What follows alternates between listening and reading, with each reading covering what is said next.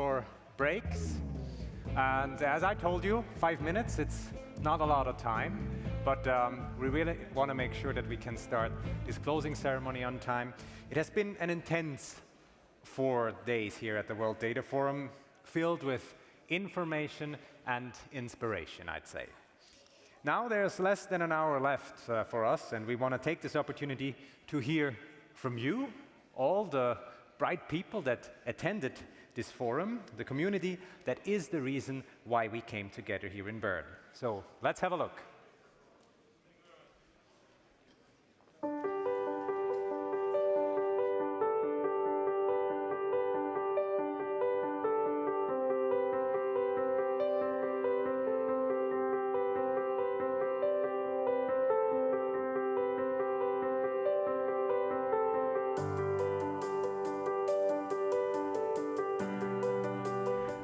Data is the first step, the foundation to action. And the forum is bringing together all of the people who need to take that action. Data forum is something like a thermometer. It's something like that measures temperature in terms of where do we stand with data in societies. Reaching different stakeholder communities within one platform, one forum, it's a difficult task to do because the private sector doesn't talk much to the think tank community within civil society. How actually do we bring them together? I think that the future of the capacity to use data is at the core of what development is about.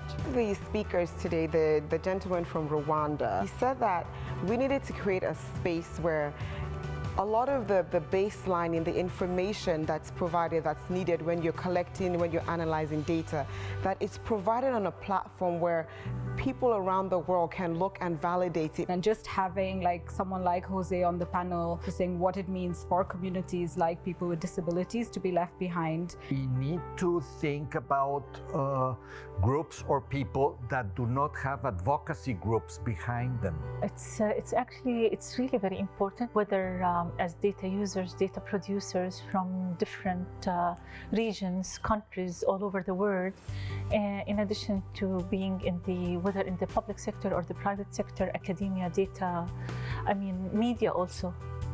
For right now, for the present, I think there is a lot of trust in the use of data and its power to empower entrepreneurs, small-scale industries in the developing world. But I think as these countries get more and more digitized, we will see challenges related to data and privacy come forth in an increased manner. You know, if you look at the Sustainable Development Goals, it takes everyone participating, and not any of us are going to solve this on our own. Of course, we always learn, we always do better than before, and I think the current World Data Forum is really something very exceptional. We need to cooperate and to be in partnership all together just to think for the better data in the future. Want it or not, NSOs, governments or private sector, want it or not, we are in a data revolution. So this is really important that we follow up and we meet up and we speak to each other to understand and put together data. The really exciting thing about the worlds of data, of course, is that we never quite know what's around the corner.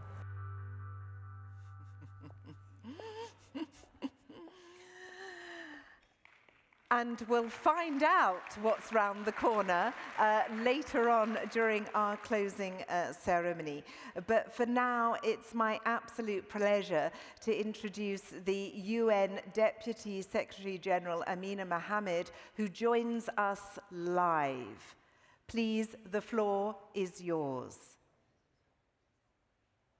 Thank you so much. Excellencies, ladies and gentlemen, and in particular, our colleagues and friends in the audience.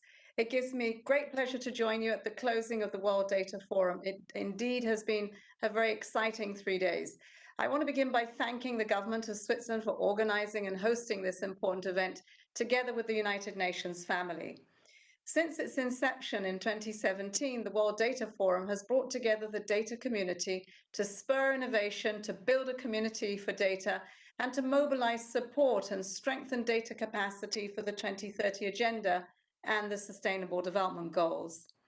It is heartening to see our vision for a data revolution coming to life. This is due in no small part to the efforts of my friend and colleague, Ambassador Thomas Gass, and many of you, of course, who are here today. Congratulations to you all. We've come a long way since Cape Town, and we've moved from a narrow focus on official statistics to think about the data ecosystem more holistically. Today, we understand the value of data as a strategic asset, key to making better decisions to support people and planet. And while the pandemic has highlighted the importance of timely, open, and quality data, it has also exposed the gaps that remain for us to fill. We urgently need to invest in better data to ensure that no one is left behind. Colleagues and friends, I was particularly happy to see the announcement of the 3 initiatives at this year's forum. First, the Global Data Facility that will help scale up support for the availability, quality, and use of data around the world. It will strengthen the capacity of national statistical systems to bridge major data gaps. Second, the Complex Risks Analytics Fund, with its focus on fragile and crisis settings, will join up investments in the data capabilities that we need to anticipate, prevent, and respond to complex risks before they turn into full-blown crises. Third, the Clearinghouse, through a new online platform, will help countries, donors, and development partners identify funding opportunities, bringing projects to scale with a sense of urgency and connecting to new partners. Ladies and gentlemen, investing in data has never been more urgent. We are far off course in our efforts to achieve the SDGs. Building data capabilities is one of the most effective ways to target, incentivize, and accelerate our efforts. Together through these initiatives, we can harness the potential of data for people, planet, prosperity, and peace.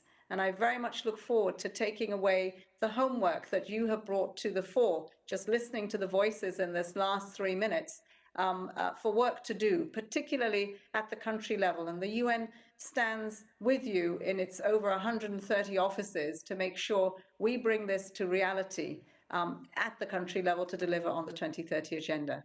Thank you very much.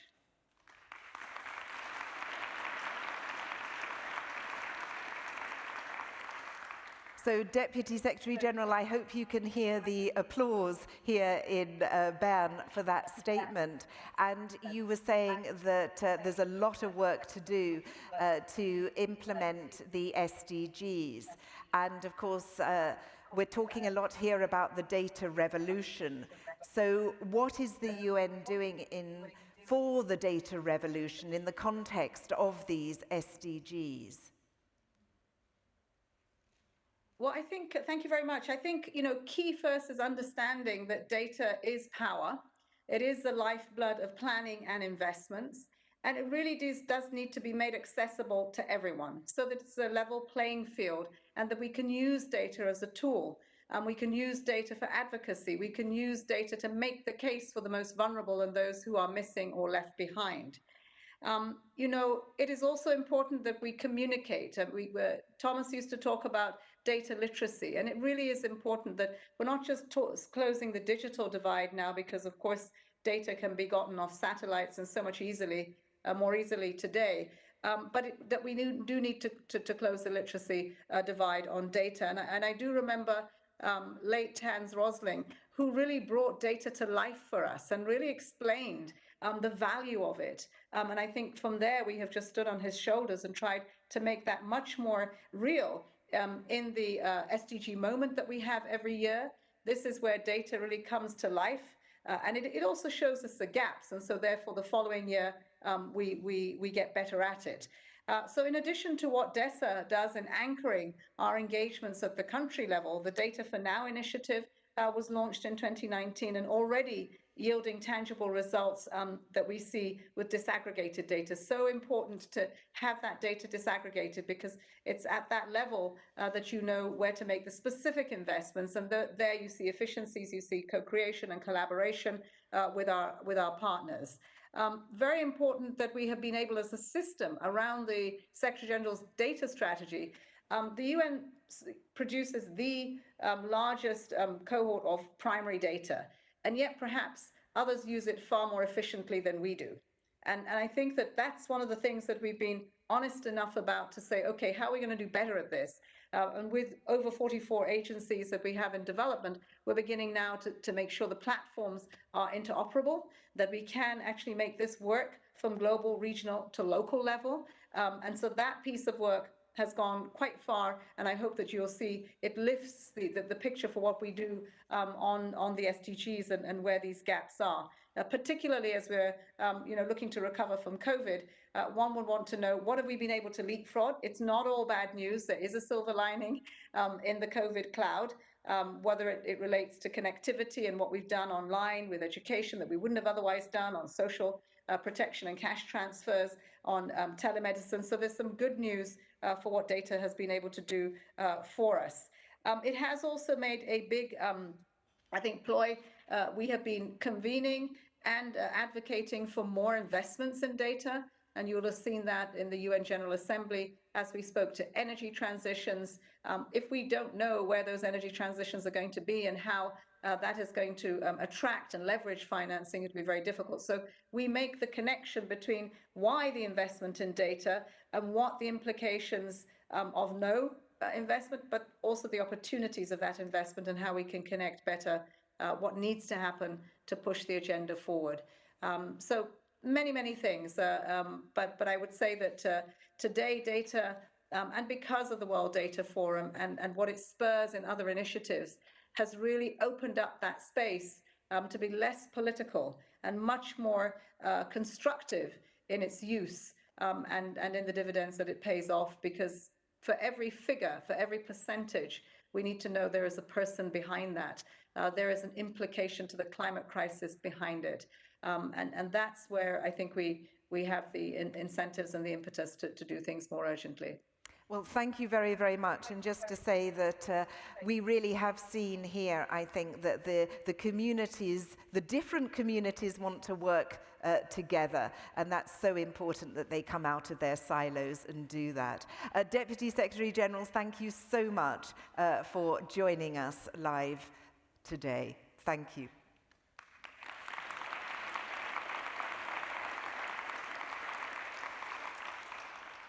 So I'm sure each and every one of you has their highlights, their favorite moments of the last 4 days. Personally, I really enjoyed listening to live music for the first time in 2 years. So thank you for that, World Data Forum. But there's also the two young people that called upon us to think ahead and to think big too. A reminder that also in the world of data and statistics, it's not only about the facts, it's about the acts. To quote climate activist Greta Thunberg here, there is no planet B, there is no planet blah. So future generations will surely judge us not by what we said here, but by what we did to make sustainability a reality. How about you, Claire? Well, I think, and in fact it's interesting that the Deputy Secretary General mentioned leaving no one behind. And I don't know how many of you actually attended that. I mean, I was a little worried to begin with because I looked round and I saw that there was nobody in the audience. And I thought, what does that say about how committed we are to leaving no one behind? But actually, I found that discussion because lots of people did come in to the audience. And, you know, we had it was so good to have Jose Vieira, the president of the World Blind Union, a really, really strong advocate. But for me, what really resonated was one of the questions that we got. And I don't know whether you remember that, but there was a woman who stood up and said, well, I don't think my needs are being met. And you're thinking, what's going on here? You know, it's all happening in real time. And then what do I see is I see one of the amazing signers who is communicating with her by tapping into her hand. And Jose has said something, and it's being tapped painstakingly into her hand so that she can understand what's going on. And for that moment, I think that deserves a round of applause. Yeah, well, for that moment, you suddenly realized that, wow, that's what it means, you know, that we all have to try and put ourselves in other people's shoes, and we have to realize what it means to be excluded and have to fight to be included so that, you know, your data is collected and that your policies are achieved. So for me, that really was the point. The moment, I would say. Absolutely, a remarkable moment. Now backed by popular demand, though, are two remarkable people. And, you know, they don't like to be tagged as young people. They are actually trainee lawyers and doctors. And we are going to welcome them back onto the stage, the UN Youth Delegates. Please, Nicholas Kurek and Alicia Morando, come and take center stage. All right.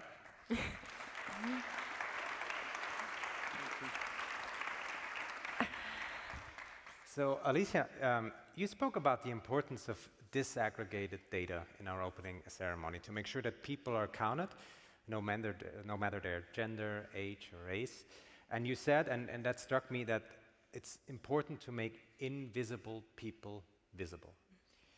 Now, what comes to these issues in your conversations you had during this forum, gender issues, also what comes to non-binary people, transgender people, are data experts that you met, are they acknowledging these problems? And also, especially if they're coming from societies that tend to be rather more conservative. So yes, I've spoken to experts and they are aware of this problem. I mean, they are considering it more. They are trying. They may have the methods, but they may need more funding. And yes, I also spoke to them about how is it to gather this data about gender in conservative societies where many times being transgender is prohibited, right? Yes. And nobody visualizes non-binary people, and being homosexual is also prohibited. So this is an issue that we as a society, we people that advocate for LGBTQI+ rights, should be pushing and moving forward. I mean, of course, it's also about funding, but it's also about speaking it out loud with all the people involved, all the experts, because maybe some had the idea that, okay, we need to consider more transgender people, but others are considering it right now because we are talking about it more freely than 20 years before, right? So I believe that now young people are speaking about this actively with people that are experts, that are on the field, and it's great to see that many people here that approached us are willing to really work with young people back at their countries, and I wish they could also hear their ideas to advocate for the rights of this population. But it's an important point you raised, no doubt. Yeah. Nicholas, you asked a series of questions. You asked, what is data? You asked, how do I get complete and accurate data? So you've been here for 3 or 4 days now. What sort of answers have you got? Thank you, Claire.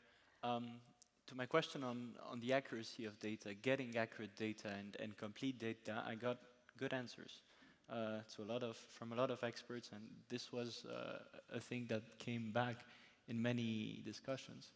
Now, to my other question about what is data, I didn't really get an answer, I must say. And I asked the question because while preparing for the forum, I was wondering what would the forum actually be about. So I've seen we have spoken a lot about statistics within the public sector, how the public sector deals with data. We have less spoken about how data are dealt with by the private sector, and this is something many of the young people I spoke about were worried about when they give up their data to some companies. And I think for next editions, it would be interesting to address these issues more in depth. Yeah, absolutely, because there was the panel on accountability and civil society and so forth, but yeah, more private sector. Great, yes. Thanks. A call to reach out. Now, Alicia, you also talked about the language barrier, which was interesting because I can relate to that. I come from a region that is home to a language minority. Only 0.5% of the people in the country speak that very language as their primary language. Now, do you think that it's possible to accommodate such small minorities? Because a lot of the talk here was also about just having enough money to do it, and it's costly to do it. That's the thing, because talking to experts, I mean, they have the methods to reach these populations, these minorities that do need to be reachable, because as the Deputy Secretary General said, these numbers are people's lives, are people's communities. So they have these methods that they can reach the statisticians, that people working on producing data. However, it depends on funding, and funding depends on political will, which is like the root of many of the problems we're facing today in society, right? However, I believe it's important to have this strong communication, we have this evidence produced, all the data produced. So it should be communicated effectively and engage politicians early and tell them. It's a matter of human rights many times, because these people, these minorities, okay, they may be 0.5%, but for them, all their community is their whole life, and they deserve to be on the data, and that policies take them into account actively. So I think that there is a need to be to push and move forward to this, and also engage politicians since the start. And of course, this may take a lot of time, yeah. But it's a fight that we must continue, and we hope to see better results in the near future. Sure, everyone counts and therefore should be counted, yes. So Arthur and I shared our moments. Let's ask both of you what your moments were, Nicholas.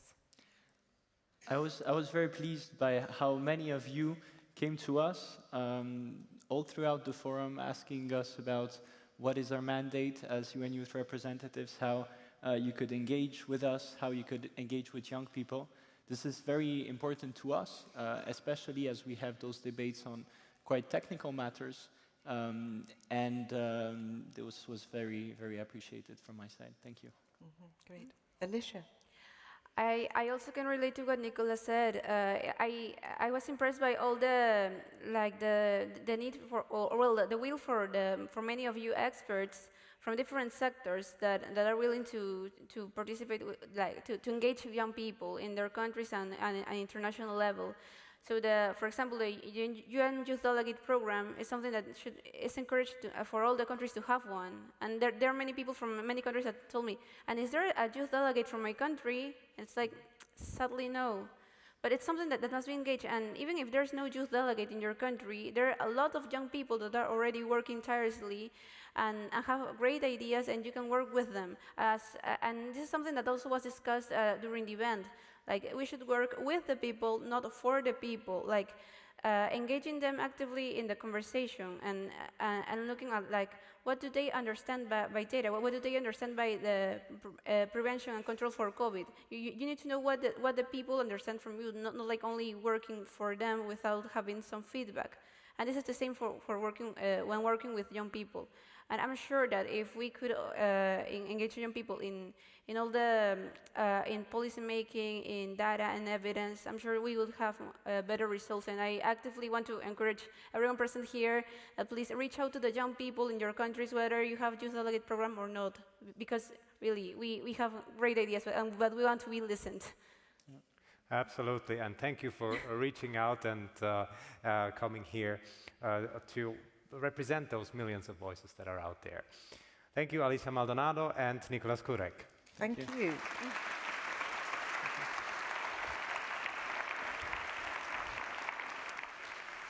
Now, on top of the speakers and panelists here, the contributions of participants in Bern, there's also the inputs from our online community taking part in this forum, and altogether, you have brought the data community a sizable step closer to the 2030 Sustainability Agenda.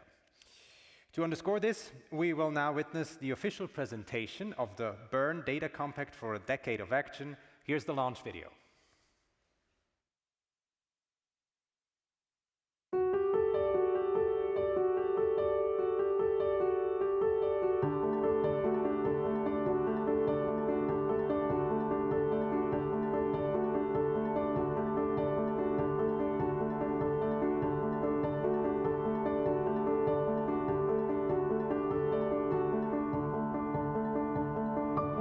Data is a resource that can be used for planning, for policy purposes, for creating efficient organizations.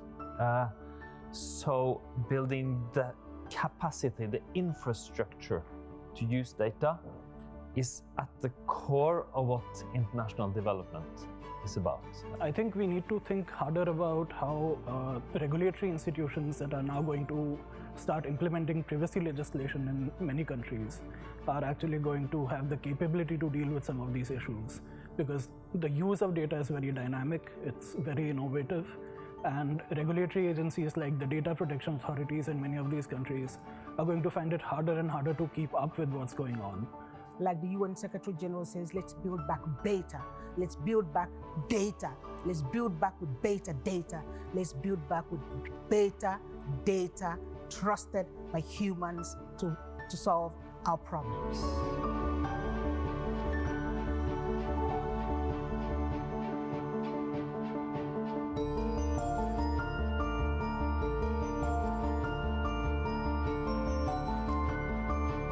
We see that the trust in data, at least in the way it's getting much more sophisticated and much smarter as how we could just, instead of just worry about it, how we can translate it into actions and do something about it. Development goes on in a channeled manner, not just anyhow and anywhere.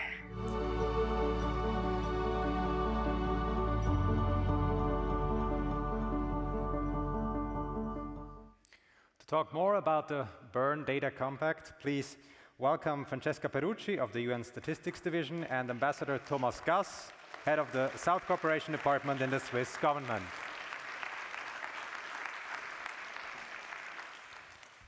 Oh, you came from the other side. I didn't even see you. All right. Please, take a seat. So, once more, this forum has shown that the simple questions are the best questions. I'm just going to ask you, Francesca, why do you need such a document in the end? Well, we started this journey, as was said earlier, in 2017, when these different data communities came together for the first time in Cape Town. And we really didn't even know how to talk to each other. We used different languages, but we were all trying to achieve the same goal, really having data for people, to improve people's lives, coming out of the recent adoption of the 2030 Agenda for Sustainable Development. So in just 4 years, we've learned how to work together, I think. We understand that, as Samira was saying, 1 + 1 can be 11. We can really have synergies and really make it work. But there is still a lot that needs to be sort of strengthened and institutionalized. So I think this is a call to action, but it's also a list of commitments that each part of the data system has made to be able to really strengthen those partnerships that we started to create, to be able to produce and leverage those new data solutions, and also to learn, I think this is very important, how we produce really inclusive data, which is the essence of the implementation of the 2030 Agenda. So we really need to, and that's why it's so important to have civil society with us, right? To really understand how to listen to those who are left behind. It's not us, data producers, who know how to measure it. We need to listen to them. They have to tell us what needs to be measured and how. And then we put together the statistical frameworks. We're so good at doing that, right? Agreeing on international standards, developing the framework, ensuring the quality. But first, we have to listen to them. And that's, I think, one important aspect of this. And eventually, at the end, we can really have data that are inclusive and leave no one behind for the implementation of the 2030 Agenda. And you said it's a call to action. But it's still just a call. It's printed out and it's right there.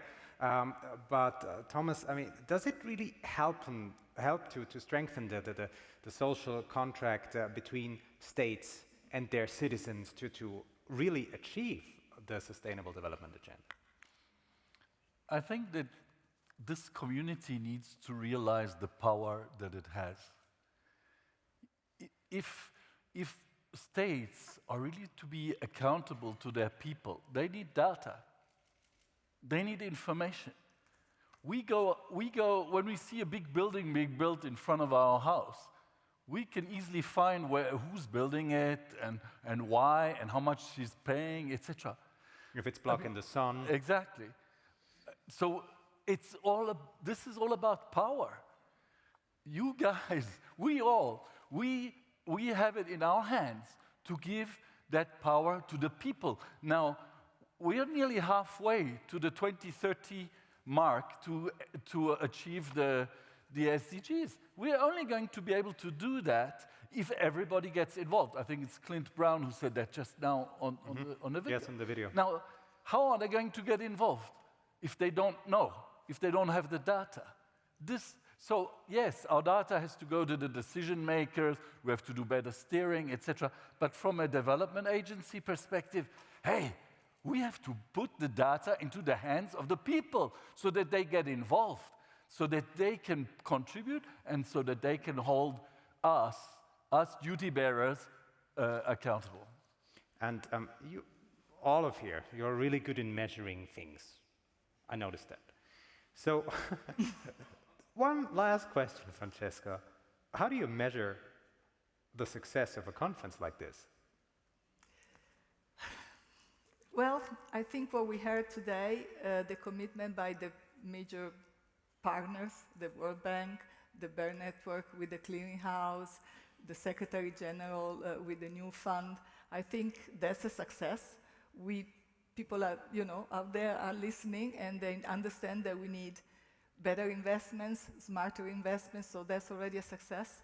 And the other success, I think, are the initiatives that you heard during these 3 days that are being launched, that are already producing results.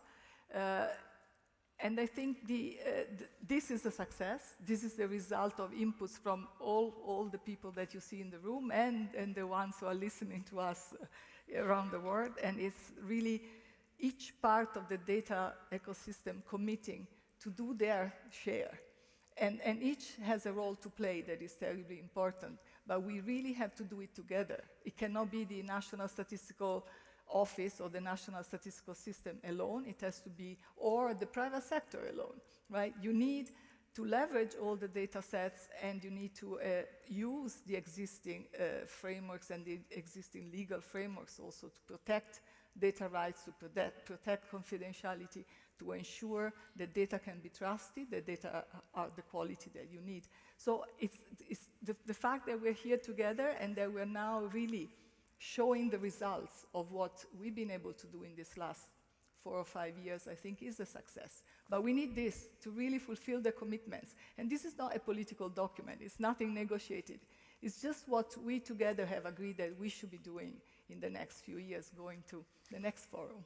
And the ultimate measure probably will be in 2030, when we look back and hopefully say that Bern was one of those game changers, how it was called today.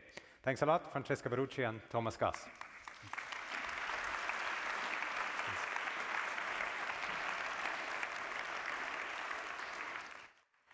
And it's my pleasure to now ask Elsa Dooley, who's the Acting Director General of the Albanian National Statistics Agency and member of the high-level group for partnership, coordination and capacity building for statistics, to do the official handover to the hosts of the next UN World Data Forum.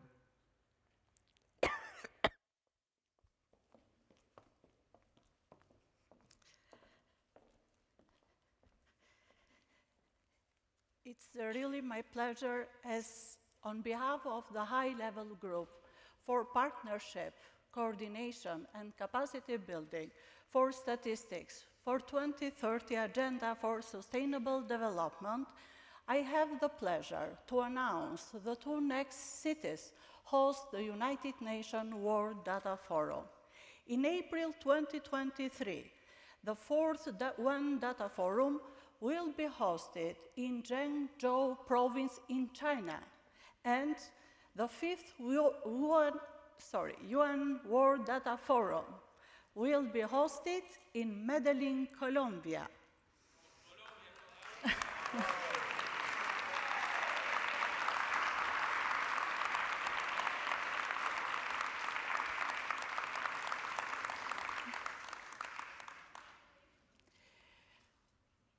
Before asking the current host and the next host, I would like to recognize Juan Daniel Oviedo Arango, General Director of Colombia National Statistical Office, for his wonderful and excellent lead for hosting the 5th UN World Data Forum in Colombia.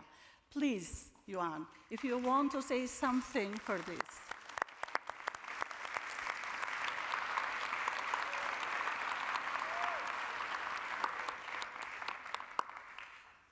Thank you very much, Elsa, and thank you very much to the high-level group of coordination, partnership, and capacity building.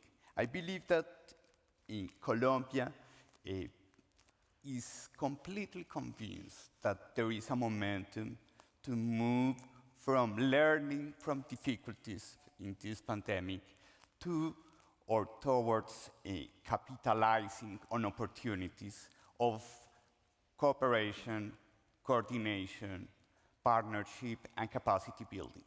And I'm very happy and honored here to be a voice not only on behalf of the President of Colombia, Iván Duque, but also from the National Statistics Office and all the members of the data ecosystem in Colombia and in Latin American and Caribbean countries to offer to you not only a location, but also a voice and an experience under which we in Latin America and Caribbean countries strongly believe that statistics, that data are enablers of development, sustainable development, that should be inclusive and should be effective in the forthcoming years. So please feel welcome to come to Medellin in 2024, and we are sure that we are going to have a tremendous experience there as a data community and also discussing about ethical principles, which are very important in this current world and in this current situation of building forward better. Thank you very much. Thank you very much, Danilo. Thank you very much.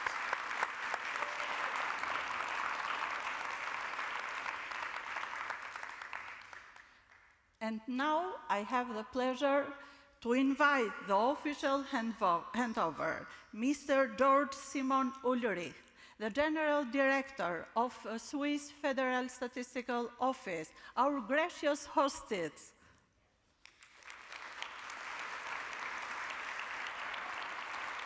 Thank you, Elsa. Please. Thank you. Of course, it is a huge pleasure being here, and it was a long way from Dubai to here. Yeah. But I think when I could make some recommendation, what we've learned on the way, I would mention the road to Bern, because that gave us the possibility that we can show what we're actually doing. Quite often people know us because of the results. They say, oh, they're the ones who are giving the results. But what we really do, the whole value chain, that quite often isn't well known. So these 63 events we had, we could make us visible, saying how important it is to deal with data, that making data visible. To have access is important, but you also have a lot of data which we never will have access, but even though we need to have a visibility of that data. And also, I think that if I would make a recommendation, is useful to make a kind of a pre-program for the road from Bern or the road to China, whatever you want to call. I think that would be something that would be really of great help. And the second thing is also, we've learned that this hybrid form is something that we are a lot more inclusive. We were not so free to decide that. It came because of a pandemic, a little bit forced us also to go there. But I think this is a good idea. We have 6,000-7,000 people following us online. We have 700 people here. This is really fantastic. And I think that's the second thing I would recommend from the thing we learned, but we would give over also to the next host. Thank you, thank you. And now I have the pleasure to invite Yang Xiaowei, the first Secretary of Chinese Embassy in Bern, to accept on behalf of the hosted country.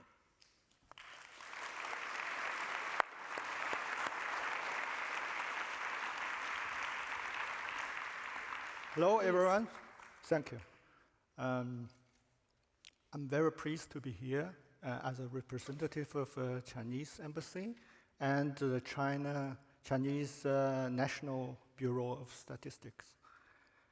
You know, China will be the host for the next forum, and is now working very hard on it. I hope we can see you in China in 2023. Thank you very much. Thank you, Yuko. And now is the ceremony. I mean, it's on me now to really overgive you, I would say, like you will be the next host.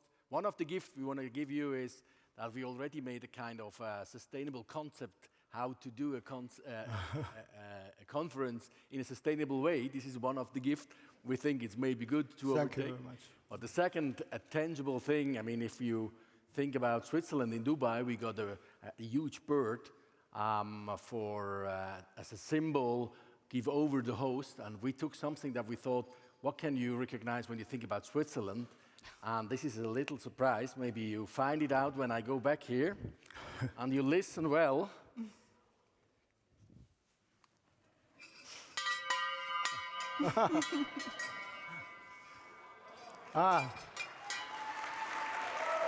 It's a big bell. Thank you very much. Thank you, thank you. Thank you very much. Thank you. We wish all Thank the you, best. thank you. Thank you. The actual idea was that we have a cow coming up here. Very heavy.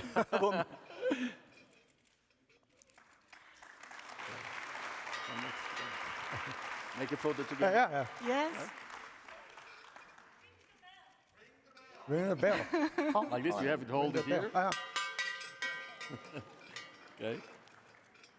Thank you. Thank you very much. Well, all the best. All the best. Thank you, George.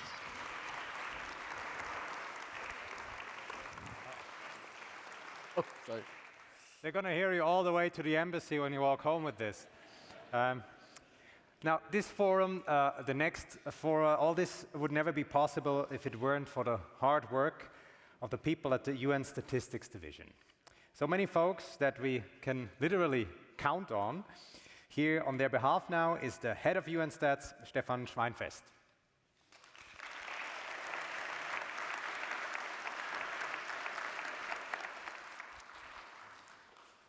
Well, hello again. It's me again. When you see me, you know you're close to the end. The only thing worse than me is me and George together. We'll get there in a moment.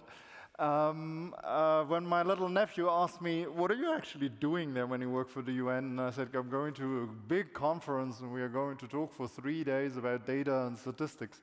And he said, oh dear, does that hurt? And I have good news for him, it doesn't. It was fantastic. We had really great 3 days. I think there were a lot of words that I just heard in the last couple of minutes that summarized what we were doing. There was passion, enthusiasm, and I think there is also pride.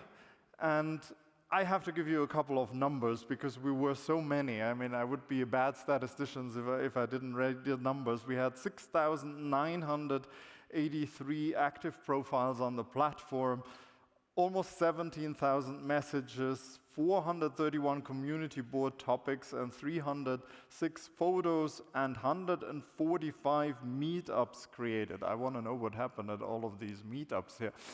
And my favorite statistics, everybody asks always about their best moment. My favorite statistics, there was a moment where I had to get up and walk from one end of this wonderful room to, well, you know where. And it took me 35 minutes to get there because at every 2 steps, somebody said, hi, Stefan, nice to see you again. And yeah, I want to talk to you about this and that. So that was really what embodied for me the meeting that we just had. So I think we also have, I don't know at which point we show the video from my big boss in New York. I think if we can do it right now, Mr. Leo.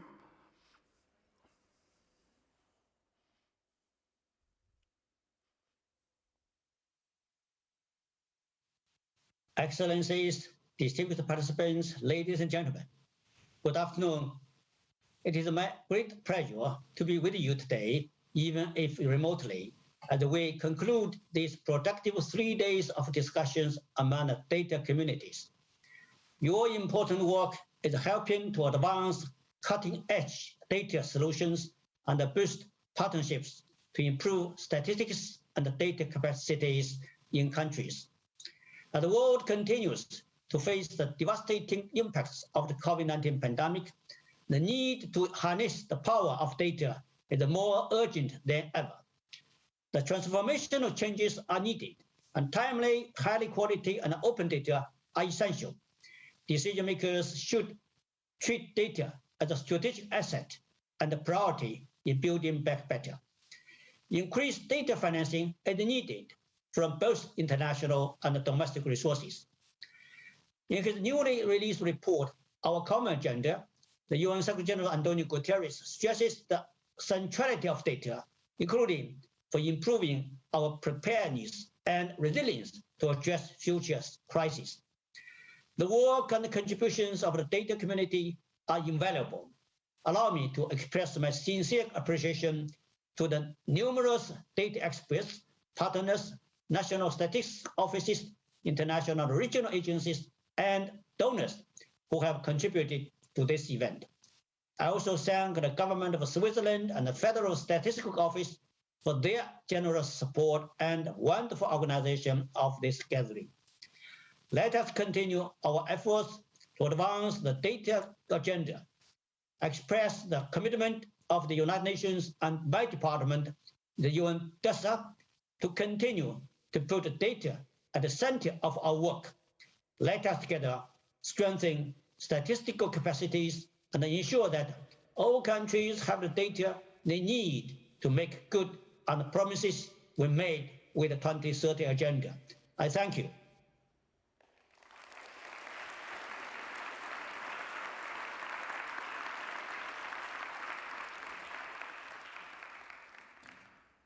Well, one of the most important things for me is that this is not over now, even though it's called a closing ceremony, because it's a continued engagement and continued work, and I'm very happy and pleased that we are not going away from Bern empty-handed. We have these commitments, these big tasks, and I think we have been challenged, but we have all as a community, but we've also been told several times that a lot of people trust us that we are up to it. So I'm really looking forward to staying in touch with you.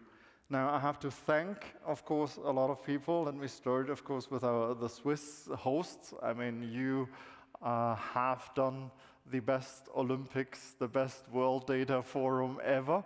I think you've been warmly taking care of us in every turn of the road, and I really want to thank you for that. One of my most favorite element of taking care of us was that there were coffee machines at every corner. I tried to steal one, but they were a little bit too big for my suitcase. So thank you very much for everything that you have done. I know you've been extremely generous and you've been working very, very hard. And I was hoping in a way that the road to Bern would never end, but here we are. And it's been a lot of fun to work with you. So thank you very much.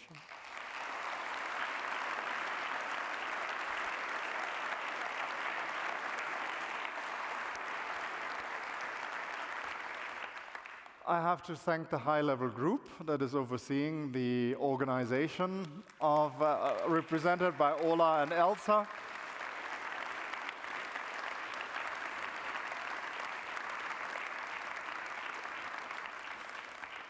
They have to make difficult decisions like who gets to organize the next forum and we will have a meeting tomorrow morning. It may be over for you, but we still have to work tomorrow to already start plotting the road to the next World Data Forum and start talking about learning the lessons that we learned here. program committee is working very, very hard. You knew, I told you at the beginning, we had over 500 submissions for sessions, and of course we don't have that space, but it's only the fun part to continue the dialogue. I have to thank one group of people, and their names are supposed to show up there. Yes, that's...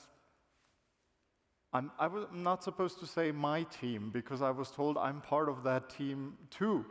But it is the UNSD team that have been working day and night, and I know they have been answering 100,000 emails and working through all time zones. Thank you very much. Stand up. Woo!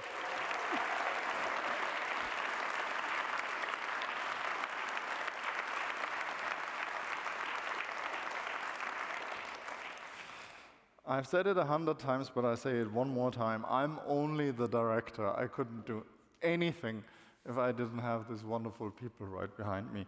And the last thank you is, of course, to all of you, not only those people who are here in the room and are part of this celebration of this community, but of course, everybody who is watching us. My last wish, let's just stick together. Thank you very much.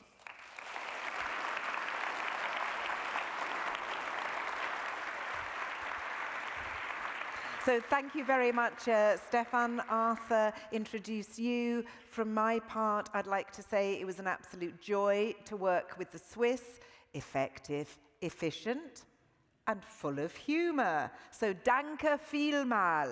And I would also like now to give the closing word to the director of the Swiss National Statistics Office. Does he need any introduction? Not really. Georges Simon Ulrich.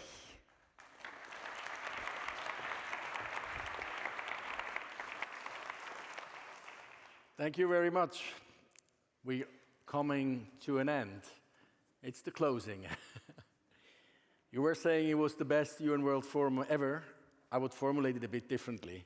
I think the best one is always the one who makes the next one better. So therefore, everyone is the best one, and you are the best one, because you take something with you, and you go out and you can do something, and hopefully you have learned how you can do it, and then you go back and then you start doing it. I mean, that would be the best compliment you can give me back. It's always at the last words also really to say thank you, and I want also to thank a couple of people. First of all those interpreters who make the translation. And of course,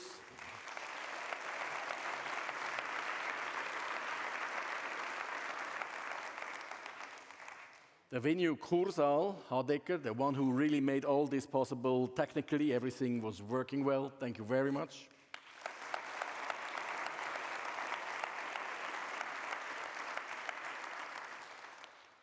Then even though it is already said, also from me, the UNSD and the program committee, of course, thank you very, very much.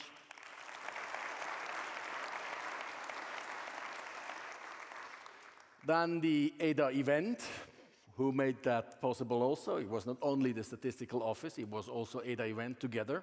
Thank you very much.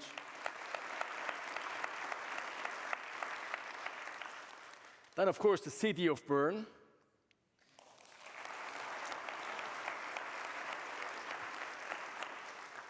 All the volunteers who made that possible, who were here and helped with any way they could. Thank you very much.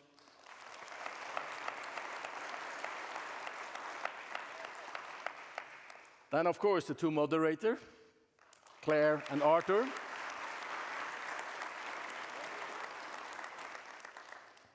Congratulations, because, I mean, you represented the Swiss quality in the sense that you moderated it in that professional way. So that's, I think, thank you very much, really, that was brilliant.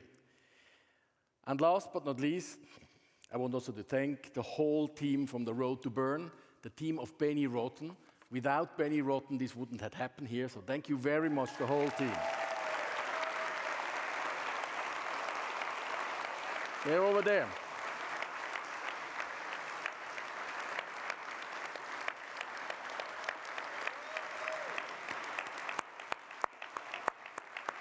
runter. Okay. Sind wir fertig, jetzt gehe ich in die Ferien. Huh? Ich gehe in die Ferien.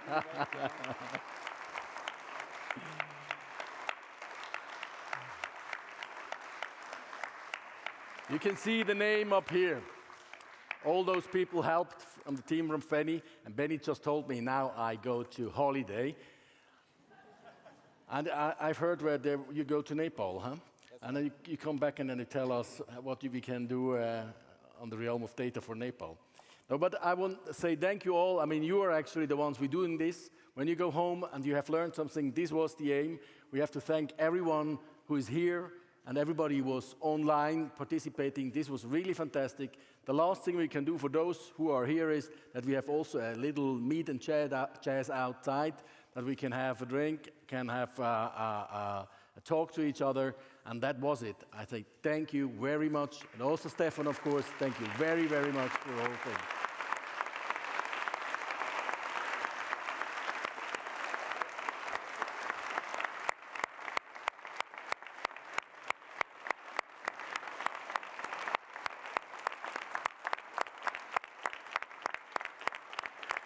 Brilliant. I understand there's a photo, which is why we're standing here. All right. Let's go. Let's have a drink. We have to have one for, yeah, you've got your photo? Brilliant. Okay. Okay. We'll do another one. Okay. Photo, photo, photo. And I think Neem het er even uit.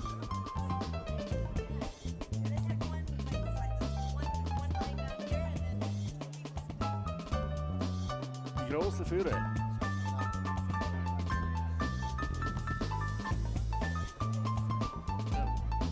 Goed.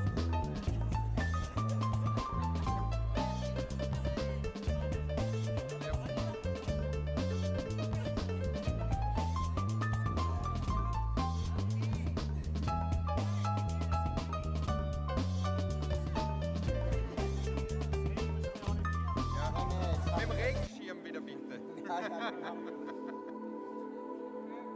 Es hat funktioniert. Ja, ja, es hat funktioniert.